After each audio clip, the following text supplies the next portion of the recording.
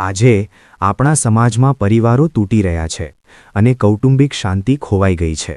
આનું મુખ્ય કારણ પરિવારના સભ્યોનો પરસ્પર વ્યવહાર છે.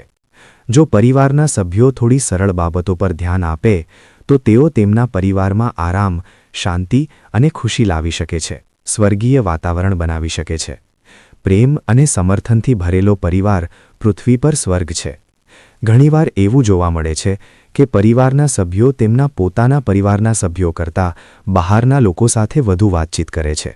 તેઓ તેમના પોતાના પરિવારના સભ્યો પ્રત્યે ઉદાસીન રહે છે, તેમની સાથે ફક્ત ટૂંકી વાત કરે છે. આ પરસ્પર વિશ્વાસની ભાવનાને નબળી પાડે છે.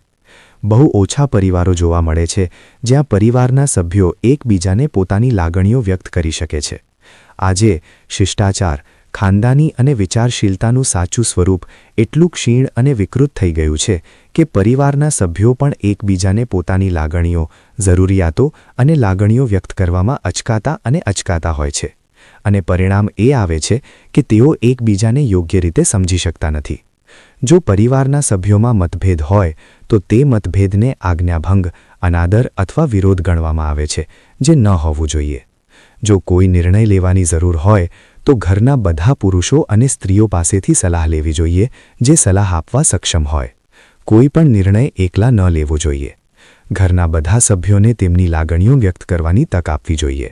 અને જે પણ પગલું લેવાની જરૂર હોય તે પરિવાર સમક્ષ એવી રીતે રજૂ કરવું જોઈએ કે તેના પર પરિવારના સભ્યો સંમત થઈ શકે અને દરેકને લાગે કે આ પગલું તેમની સંમતિથી લેવામાં આવ્યું છે.